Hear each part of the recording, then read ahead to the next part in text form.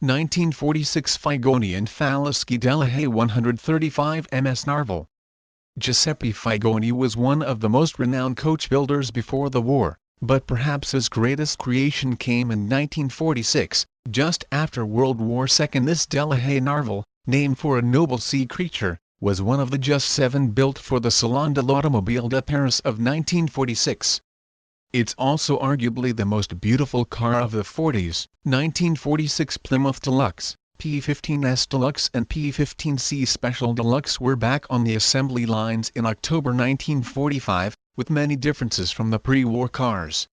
Both have a classic design that gets even more beautiful as time. 1946 Triumph 1800 Roadster.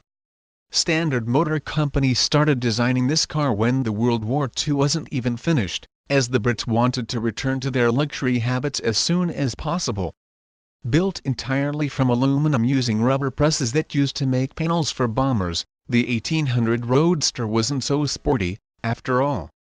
The 1.5-liter engine managed a 0 to 60 miles per hour sprint in 34.4 seconds and reached a top speed of 75 miles per hour. 1946 Alfa Romeo 6C 2500 Freccia di Rose Sport Coupe Competizione.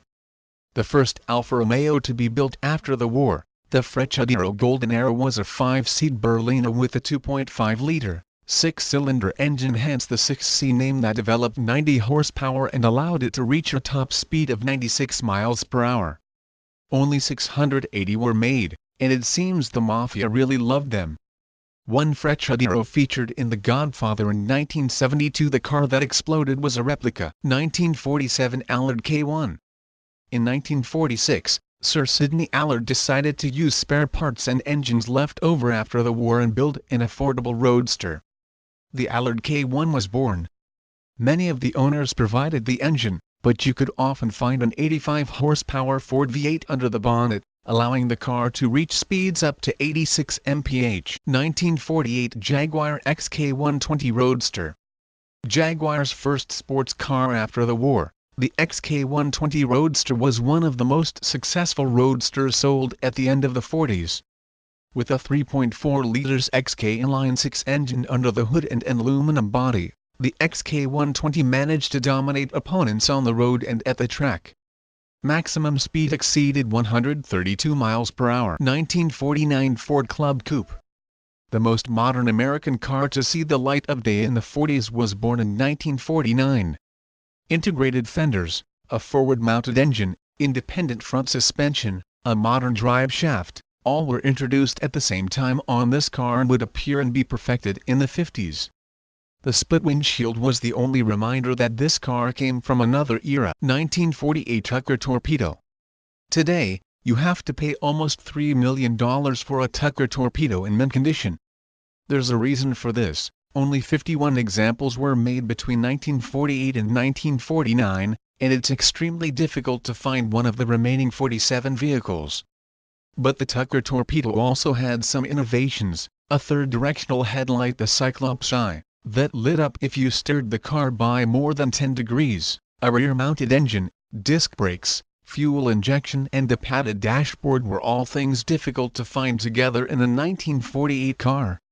Not to mention the 0.27 drag coefficient. 1948 Porsche 356.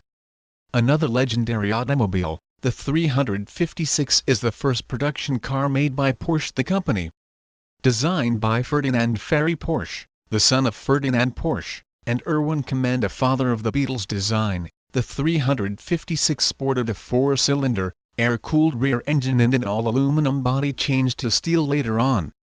The rear-wheel car had, at first, a 1.1-liter engine, but eventually received 1.3 and 1.5-liter engines that helped it win the hearts of automotive enthusiasts, and a lot of races. 1949 Ferrari 166mm Touring Barchetta. This is a legendary car, the first proper sports car made by Enzo Ferrari under his own name. The custom coachwork comes from Carrozzeria Touring of Milan, and only 25 examples were made.